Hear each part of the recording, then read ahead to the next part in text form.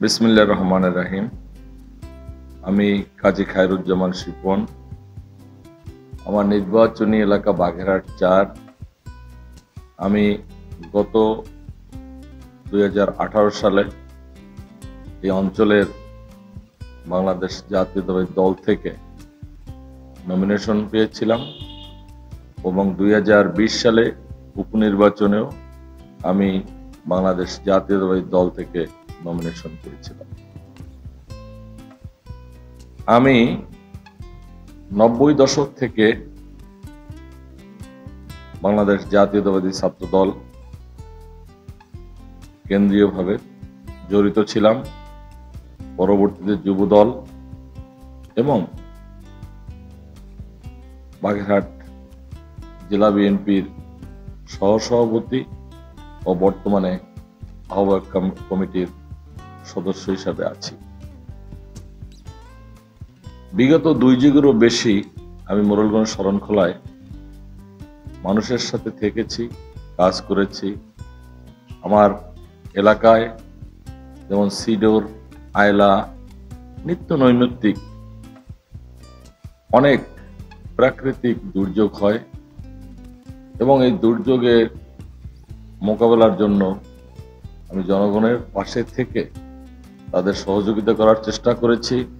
তাছাড়া 111-এর পর থেকে আমার এই নির্বাচনী এলাকার প্রত্যেকটি থানা, ওয়ার্ড, ইউনিয়ন সকলের সাথে, জাতীয়তাবাদী দলের নেতাকর্মীদের সাথে, সাধারণ মানুষের সাথে যত আনন্দ অনুষ্ঠান হয়েছে সেটা ভাগাভাগি করে নিয়েছি।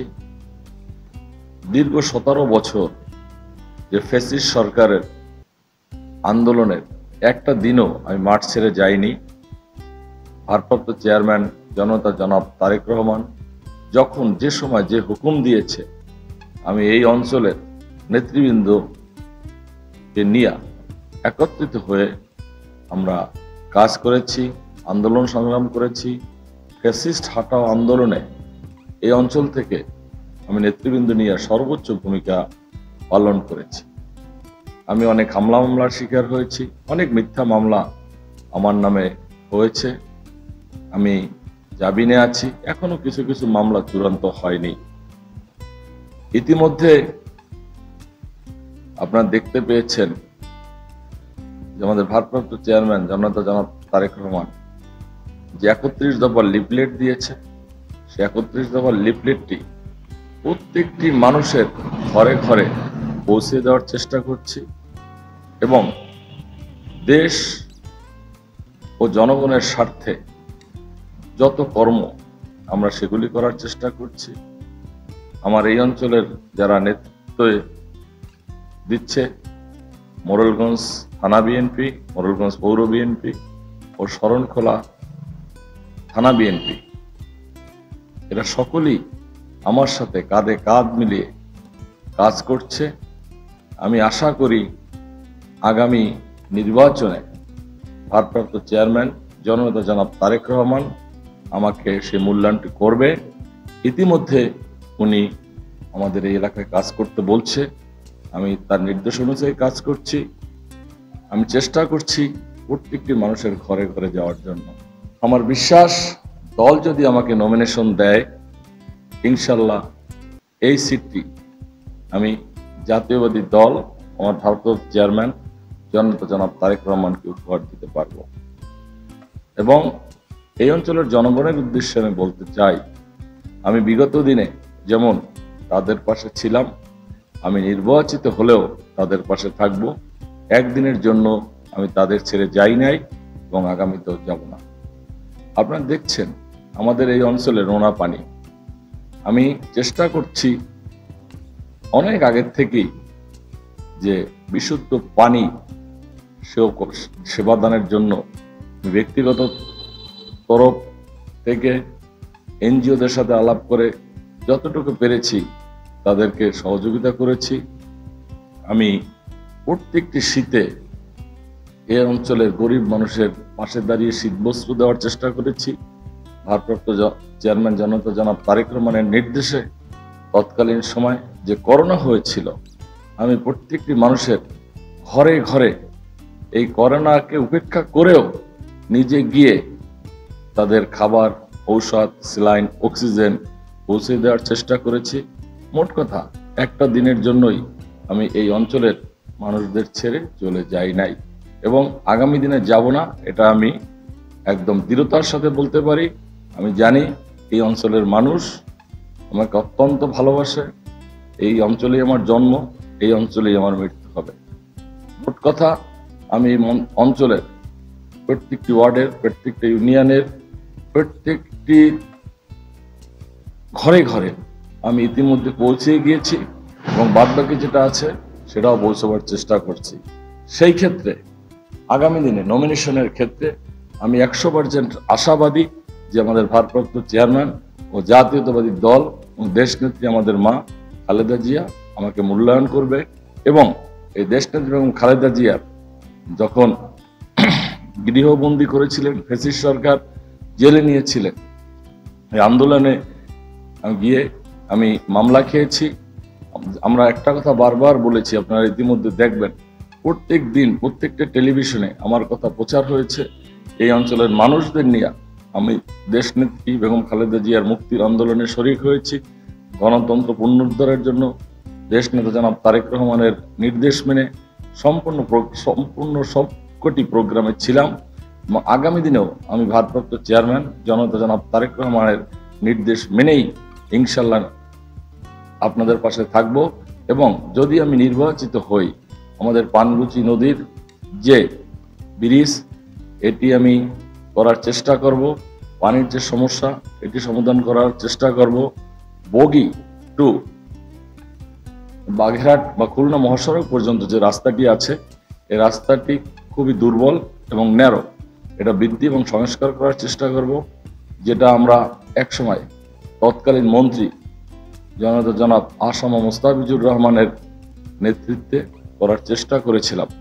আপনারা দেখেছেন ইতিমধ্যে যতটুকু কাজ হয়েছে সেটা কিন্তু এই 17 বছর হয় নাই এবং ফ্যাসিস্ট সরকার এই 17 বছর শুধু কাজের ধান্দা দেখিয়ে মেরে ধরে খেয়েছে। কিন্তু আমরা 17 বছর আগে যে কাজগুলি করে রেখে গেছে জাতীয়তাবাদী দলের সরকার, দেশনেত্রী বেগম খালেদা জিয়া, সেই কাজ ওটুকুই ওখান থেকে আটকে গিয়েছে। সুতরাং এখন কিন্তু আর নতুন করে কোনো কাজ তারপর আর হয় নাই। আমরা সেই কাজটাকে গতি ফেরানোর জন্য যদি দল আমাকে মূল্যায়ন করে এবং জনগণ যদি আমাকে ভোট দেয়, আমি যদি এই অঞ্চলের সংসদ সদস্য হতে পারি, ইনশাল্লাহ আমি আগেও যেমন তাদের সাথে ছিলাম, আগামী দিনও তাদের সাথে থাকব। আমি 100% আশাবাদী যে দল এই মূল্যায়ন আমারে করবে এবং আমি তারই নির্দেশনায় এখন পর্যন্ত মাঠে আছি এবং থাকবো ইনশাল্লাহ। আমার নির্বাচনী এলাকার শরণখোলা একটি উপকূলীয় অঞ্চল, একটি বিশাল সম্ভাবনাময় পর্যটন এই অঞ্চলে হতে পারত, কিন্তু এই ফ্যাসিস্ট সরকার 17 বছরে কোনো রাস্তাঘাটই করেনি, পর্যটনের কোনো চিন্তা ভাবনা তাদের ছিল না। আমি যদি নির্বাচিত হতে পারি এবং জাতীয়তাবাদী দল যদি সরকার গঠন করে, আমি এই শরণখোলায় প্রথম কমপক্ষে হলেও 3টি যে পর্যটন পয়েন্ট আছে সেখানে পর্যটন করার জন্য প্রয়াস চালাবো এবং করবো ইনশাল্লাহ। তাছাড়া আপনারা দেখছেন আমাদের জোট সরকারের আমলে শিক্ষার মান উন্নয়ন কত ভালো ছিল। তৎকালীন সময় আমি শিক্ষা প্রতিমন্ত্রী আমার সাথে এই অঞ্চলে এসেছিল।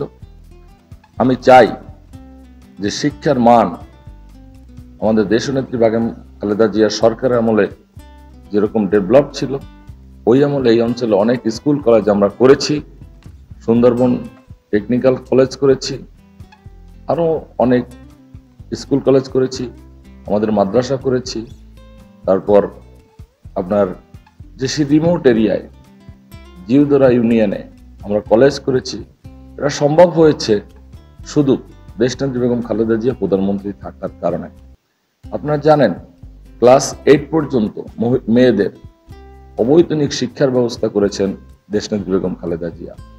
আমরা সেইটাকে আরো অগ্রণী ভূমিকা নিয়ে আরো অগ্রসর করার জন্য যে প্রচেষ্টা, সেটা আমরা করার চেষ্টা করব।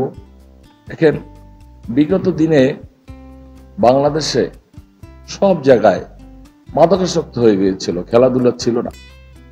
আমরা এই অঞ্চলে খেলাধুলার জন্য আমার নির্বাচনী এলাকায় ভালো স্টেডিয়াম করার দরকার, এটা আমি অবশ্যই করব।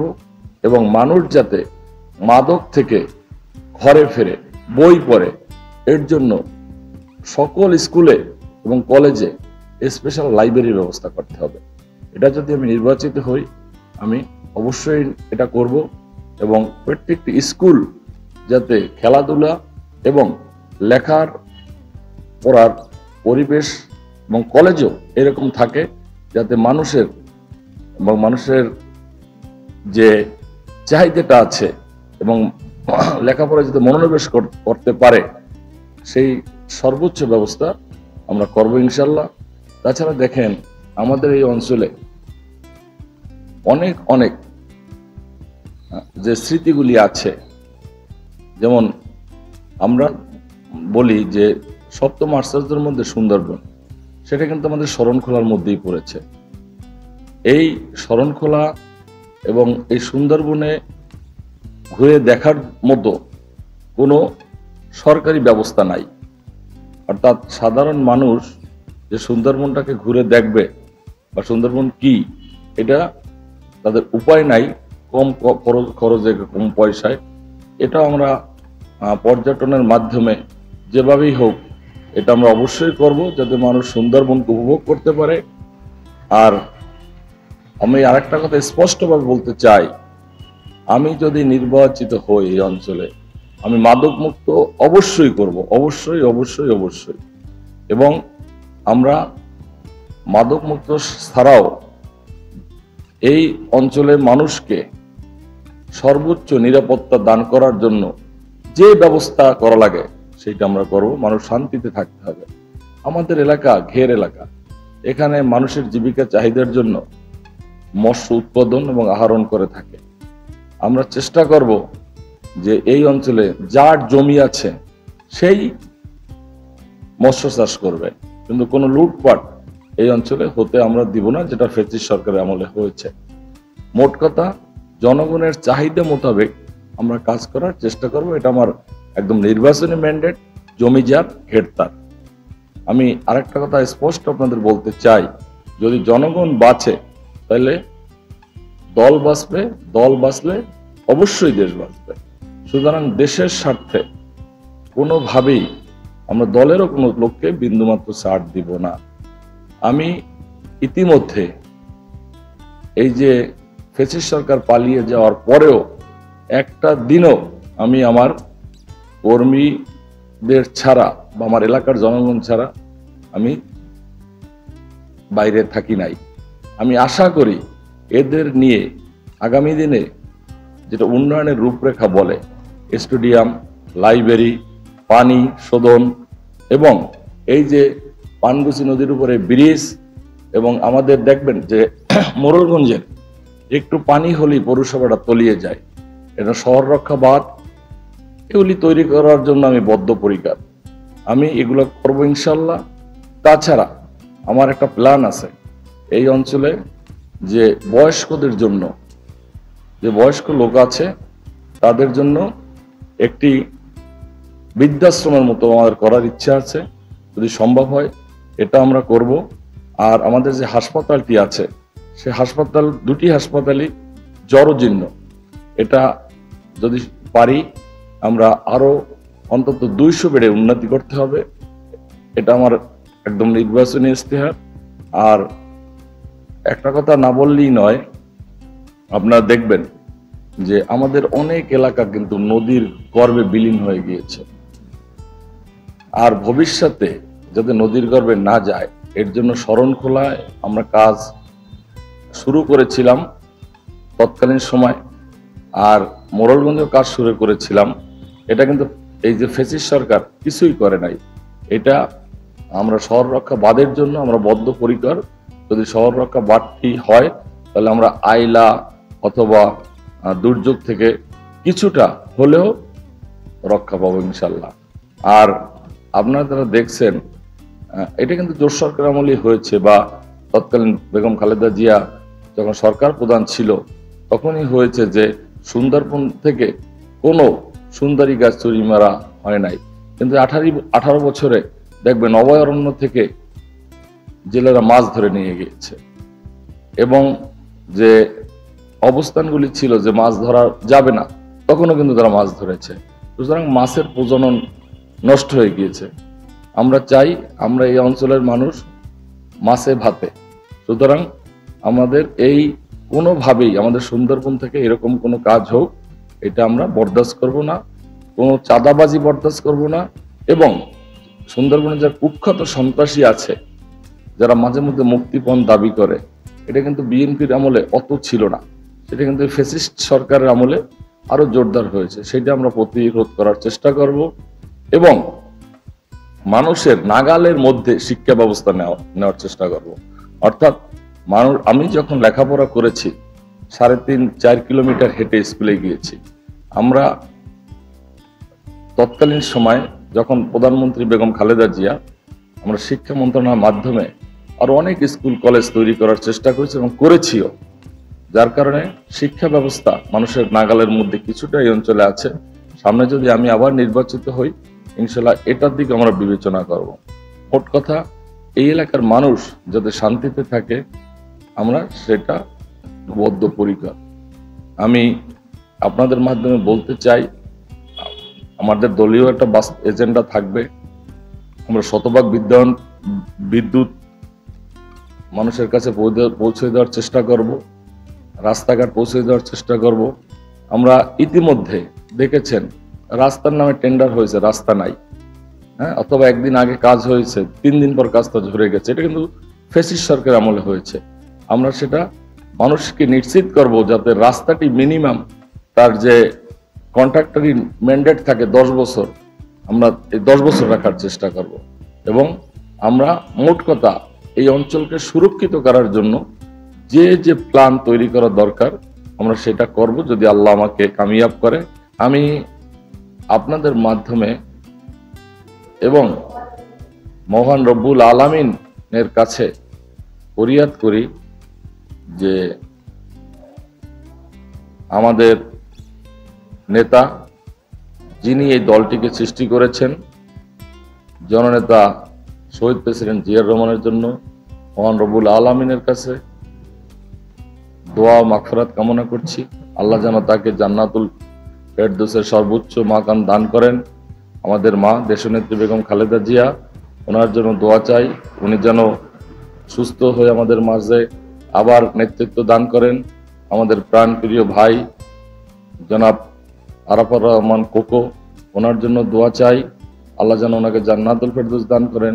পরিশেষে আমাদের ভারপ্রাপ্ত চেয়ারম্যান জনাব তারেক রহমানের নির্দেশ মেনেই এবং উনি যখন সরকার প্রধান হবেন ওনার হাতেই এই অঞ্চলের উন্নয়ন হবে, এটা আমি প্রত্যাশা করছি।